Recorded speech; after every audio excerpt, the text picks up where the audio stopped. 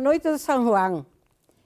Nós tínhamos, bueno, tínhamos um carro de cavalos.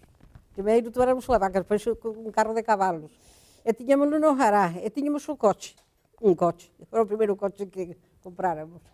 Então, nessa noite, o meu homem, tinha um afilhado. O afilhado sabia andar da casa, como podia entrar e sair. Entrou, saltou por uns portais, porque o portal do garaje não tinha chave, tinha um fecho de ferro, que era para... Um passador. Um passador.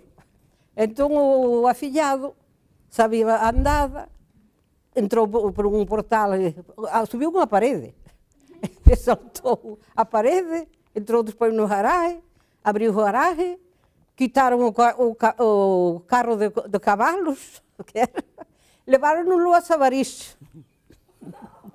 Depois, o meu homem, um gênio, quando supo que era o afilhado, ainda muito mais.